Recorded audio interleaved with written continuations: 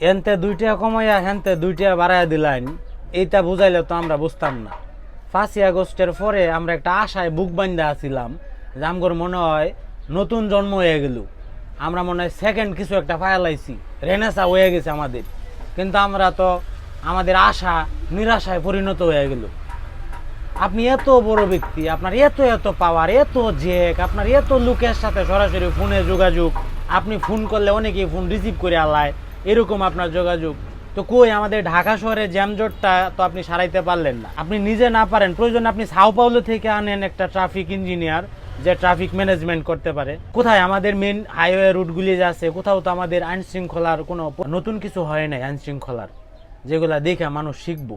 5ই আগস্টের পরে রিসেন্ট টাইমে বিভিন্ন অফিস আদালতে গেলে অফিসারদেরকে একটা থমথমে অবস্থায় আমরা বসে থাকতে দেখছি, এবং মনে হয়েছে যে এরা মনে হয় চেঞ্জ হয়ে যাবে। কই যে লাও হে কদু, এখন তো আর ওই ধরনের কোনো বিষয় দেখতেছি না। এখন তো কেউই রে পাত্তা দেয় না।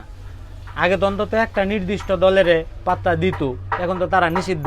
এখন অন্যান্য দল আছে যে তাদেরকে তো কেউ গণাতি ধরতেছে না, কইতাছে যে একটা দল, মাত্র একটা দল নির্বাচন চায়, আর কেউ চায় না। আচ্ছা দাদা, বাংলাদেশে আসলে মূলত দল কতটি আছে অ্যাক্টিভ, মানে ক্ষমতায় যাবার মতো? আসলে আমি জানি না, সাধারণ মানুষ জানে।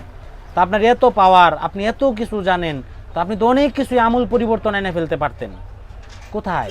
কোনো জায়গায় তো আমরা দেখতেছি না যে এই জায়গাটায় আপনি এই বিগত 8, 9, 10 মাসের মধ্যে এই জায়গাটায় আপনি হাত দিচ্ছেন, বা এটার একটা সুদূর প্রসারী পরিকল্পিত কোনো উন্নয়ন আমরা সামনে পাবো, এরকম কোনো আশা আমরা দেখতেছি না। তো এই যে আমরা যে আবার অতল গহ্বরে ডুবে যাইতেছি, পরবর্তীতে কিছুদিন পরে আবার যেই লাউ সেই কদুই হইল, তা আমাদের এই ত্যাগ, আমরা তো শহীদের রক্ত ভুলে গেছি। বাঙালি তো একটা গালিতে রূপান্তরিত হয়ে গেছে। হ্যাঁ, বেলুচিস্তানের নারী নেতৃত্ব গালি দিছে, বাঙালি মানে একটা গালি শব্দ।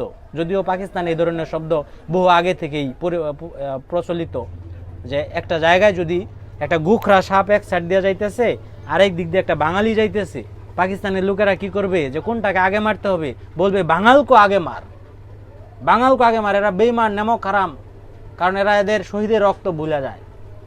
ম্যান্ডেট এত পাওয়ার দেখা কিন্তু আমরা রানছিলাম।